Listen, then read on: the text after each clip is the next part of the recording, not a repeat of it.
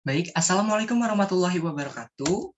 Kembali lagi bersama kami, saya Hurib Nuryana, perwakilan dari kelompok 3, di mana beranggotakan Mutiara, Fadila, Nur Afifah, Dinda Restu, serta Febi. Kali ini kita akan menganalisis dua jurnal, ya, di mana satu mengenai exposure assessment dan satu lagi mengenai surveillance ketiga. Untuk jurnal yang pertama, berjudul Analisis Risiko Kesehatan Pajanan Timbal (PB) pada pekerja karoseri bus X di Kota Semarang. Langsung saja. Pertama, yaitu jalur pajanan. Untuk pertanyaan pertama, ini jalur pajanannya di mana? Seperti yang sudah kita bahas sebelumnya, ada jalur pajanan inhalasi, ingestion, dan kulit. Untuk jurnal kali ini membahas mengenai jalur pajanan inhalasi. Dan untuk pertanyaan kedua, bentuk pajanannya apa? Bentuk pajanannya menurut kelompok kami adalah dust sampler from PB, yaitu timbal itu sendiri, karena pekerja ini menggunakan cat, ya, cat untuk mengecat bus, di mana cat tersebut mengandung indikasi timbal yang rendah, namun jika pajanannya terus lama, maka dibutuhkan analisis lebih lanjut. Sehingga kenapa jalur pajanannya inhalasi? Karena dari cat tersebut mengotori, ya istilahnya mengotori, mencemari udara lingkungan di lingkungan pekerja tempat kerja tersebut, seperti itu. Lalu untuk populasinya siapa, gitu kan? Dalam jurnal tersebut populasinya adalah pekerja karoseri bus X bagian pengecatan. Dan bagian pengecatan ini pula ada 5 bagian subnya. Ada epoxy primer, epoxy interior, epoxy component, stripping, and overclear. Jadi populasinya ada 5 bagian pekerja karoseri bus X. Lalu untuk pertanyaan selanjutnya, metode pengukurannya apa, gitu kan? Untuk yang pertama, metode pengukurannya dalam jurnal tersebut menjelaskan bahwa mereka menggunakan kuesioner. Nah, kuesioner ini menurut kami saat dibaca hanya meliputi karakteristik individu saja, seperti usianya berapa, atau lama kerja dalam jam, lama kerja dalam hari, lama kerja dalam tahun, dia sudah kerja berapa lama, gitu kan, jenis kelamin, dan lain-lainnya di situ, menggunakan kuesioner. Sedangkan yang kedua, menggunakan perhitungan rumus. Nah, perhitungan rumus seperti apa nanti kita lihat. Nah, untuk cara ukurnya ini perhitungan rumus ING, dan untuk menentukan risiko ada CDI dikali SF, di mana sudah dijelaskan dalam jurnal, nanti tersedia dilampirkan oleh kelompok kami, bisa Anda lihat untuk selanjutnya. Nah, rumus ING ini apa sih? C dikali R dikali TE dikali VE dikali DT dibagi WB dikali TVAG. Nah, ini penjelasannya. ING itu adalah asupan, jumlah agen risiko yang diterima individu per satuan berat badan setiap hari, yaitu apa? Debu tadi, debu yang mengandung indikasi timbal. C, konsentrasi agen risiko timbal di udara, itu berapa sih konsentrasinya? Nah, itu dianalisis menggunakan tadi dust sampler. Lalu R, laju asupan, TE, waktu pajanan per hari, makanya di situ menggunakan kuesioner, ya kita ingin mengetahui waktu pajanannya si bapak ini kerja berapa lama sih per hari gitu, dan sudah berapa tahun itu menggunakan frekuensi pajanan tahanan, yaitu hari per tahun. Lalu DT durasi pajanan real time atau 25 tahun proyeksi, WB berat badan, TVAG itu periode waktu rata-rata 30 tahun dikali 365 hari per tahun. Untuk yang non karsinogenik, sedangkan 70 tahun untuk yang karsinogenik. Sehingga bisa disimpulkan metodenya ini, ya, metode dalam jurnal ini adalah secara langsung dan secara tidak langsung. Seperti yang sudah kelompok kami bahas juga, ada 3 kan, secara langsung, tidak langsung, dan ada satu lagi menggunakan sampel tubuh individu. Nah, kalau ini, jurnal ini menggunakan kedua cara yang pertama, secara langsung dan tidak langsung. Secara langsungnya apa ya? Tadi dia mengambil sampel debu timbal di lingkungan pekerja tersebut.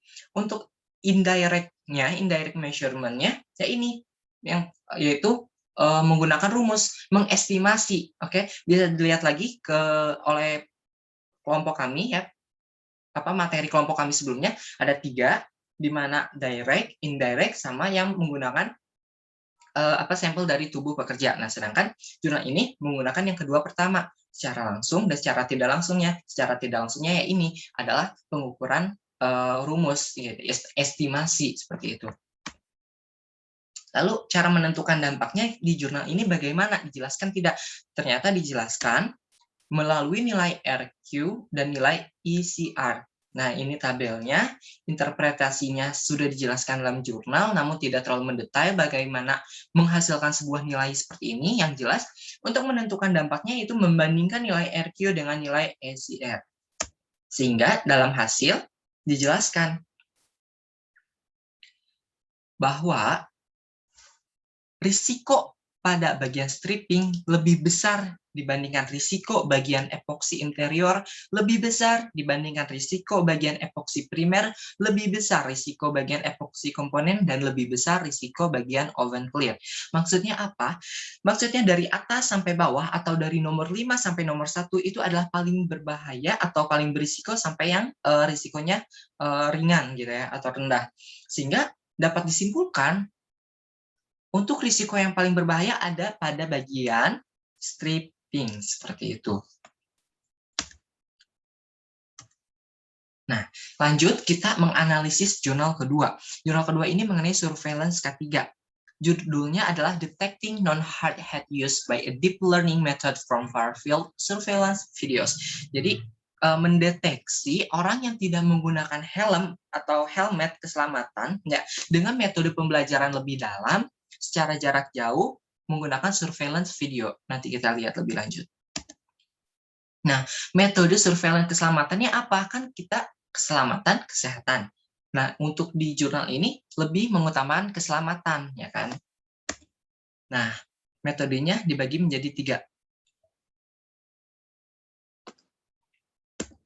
Mohon maaf. Oke. Nah,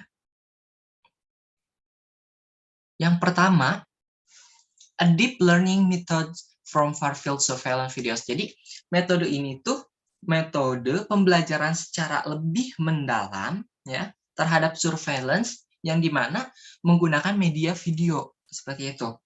Emang ini tuh seperti apa sih gitu kan yang lebih jelasnya pengertiannya, dan ini tuh dijelaskan dalam jurnal A New Method for Monitoring Site Worker and Evaluating Whether the Proposed Method Could Be Used to Detect NHU in Various Construction Site Environments. Jadi ini adalah metode baru untuk memonitoring, ya, memonitoring siapa? Pekerja.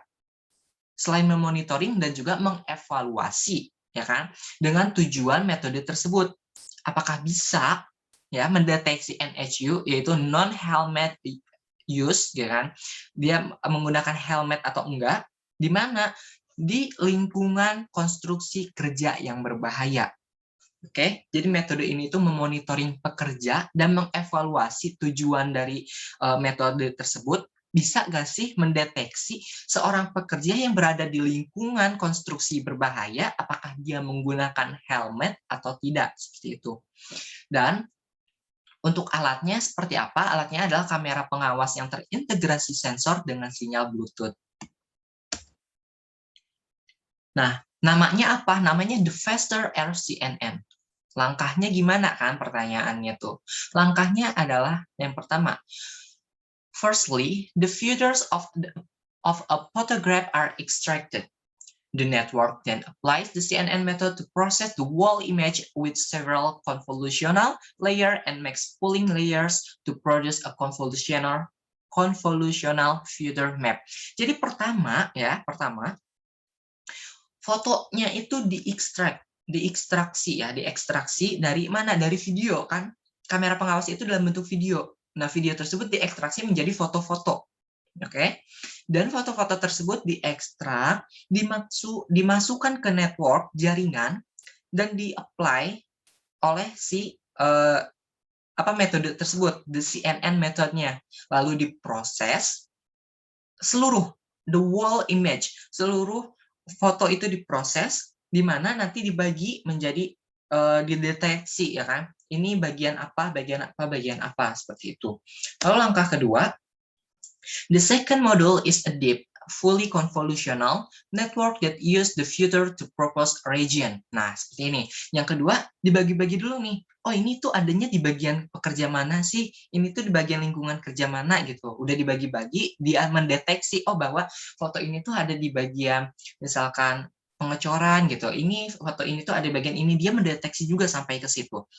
Since the wall picture contains many unnecessary objects and the individual always appear very small in a wall image, it is difficult to judge whether the human is wearing a hard hat simply from the future maps. Nah, jadi manfaatnya dia mendeteksi dulu ini bagian apa.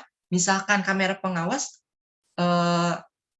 merekam juga ada awan gitu. Kan awan tidak ada pekerja di situ. Untuk apa? Diidentifikasi. Jadi sehingga dianalisis ini di bagian lingkungan kerja ini di bagian lingkungan kerja ini, yang dimana nantinya juga di zoom lagi, karena kalau tidak di zoom itu disebutkan many unnecessary object, bakal banyak yang menjadi pengganggu gitu kan. Nah, dimana di situ juga dijelaskan difficult to judge whether the human is wearing a hard hat simply from the future map. Jadi susah kalau masih dalam bentuk foto yang keseluruhan gitu. Susah mendeteksi apakah human atau pekerja tersebut menggunakan helmet ya kan, hard hat-nya atau tidak gitu dalam lingkungan kerja tersebut. Dan yang ketiga, therefore, selain itu, we need to distinguish foreground region, which may include human from other background region and then abandon the background region. Only foreground region are used for recognizing NHU. The third model is the fast RCNN detector that use the proposed region and corresponding extracted filter to classify whether the proposed region is a worker wearing the hard hat or not. Nah, selain itu, kita juga butuh membagi tadi. Kalau udah dibagi-bagi ini lingkungan kerja pengecoran, ini lingkungan kerja ini. Nah, di situ juga masih harus dipisahkan mana foto yang harus diidentifikasi oleh NHU ya, RCNR detector, mana yang harus dibuang gitu, abandon. Jadi yang ada pekerjanya aja, yang nggak ada pekerjanya nggak usah gitu kan. Dari detektor ini nanti diklasifikasikan manakah orang yang menggunakan helmet ya, hard hat, atau orang atau pekerja yang tidak menggunakan hard hat. Seperti itu kerjanya, langkahnya kan, pertanyaan terhadap langkah. Lalu hasilnya apa? Dari jurnal tersebut kita baca hasilnya. The test result indicate that the method could successfully detect NHU construction worker with a precision and recall rate of 95,7% and 94,9% respectively under a variety of condition. Jadi hasilnya metode NHU ini ya bisa dipakai sukses ya mendeteksi pekerja menggunakan helmet atau tidak sebesar presisi atau keakuratannya sebesar 95,7%, dan ingatan NHU metode tersebut sebesar 94,9%, atau istilahnya setelah dibandingkan ulang gitu keakuratannya masih tinggi. Nah, the high precision and recall rate indicate that the proposed method can be effectively used to detect NHU worker in far-field surveillance videos. Jadi dengan angka yang sangat besar ya, 90% lebih semuanya kan, itu bisa menjadi alasan menggunakan metode NHU ini terhadap indikasi pekerja menggunakan helm atau tidak, seperti itu. Sehingga ditanya lagi, persiapannya apa sih dalam metode tersebut gitu kan. Pertanyaannya yang jelas, pertama literatur review ya kan. Jadi kita harus membaca, memahami apa itu metodenya, lalu pencarian lokasi penelitian, dan alat-alat yang dibutuhkan apa, itu tahap persiapannya. Dan pelaksanaannya gimana? Pertama, collected more than 100.000 image frames of surveillance video from 25 different construction project. Jadi kita mengumpulkan lebih dari 100.000 foto ya untuk dari surveillance video tersebut di 25 lokasi proyek konstruksi berbeda. The videos were collected for more 1 year. Nah, video-video tersebut dikumpulkan selama 1 tahun lamanya. Yang ketiga, 81.000 image randomly selected from dataset. Nah, dari begitu banyaknya foto, hanya 81.000 image yang secara random, secara acak, ya, terpilih untuk masuk ke dataset di analisis. Dan yang terakhir, ya tadi, analyze with RCNN-based NHU model. Seperti itu. Ini sumbernya yang kami pakai. Terima kasih atas perhatian Anda. Dan jika ada pertanyaan, mari kita diskusikan bersama di grup yang telah disediakan.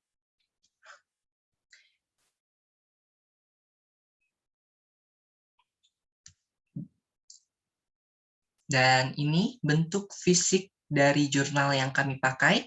Nanti akan kita share juga agar kalian semua memilikinya untuk pelajaran lebih lanjut jika diinginkan.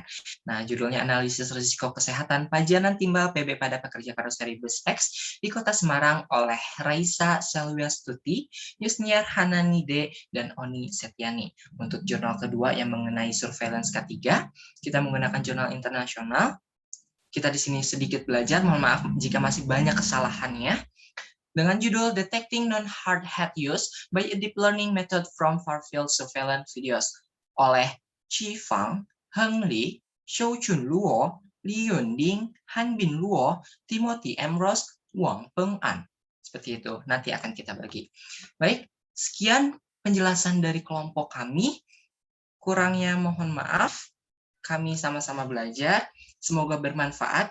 Terima kasih atas perhatian Anda. Wassalamualaikum warahmatullahi wabarakatuh.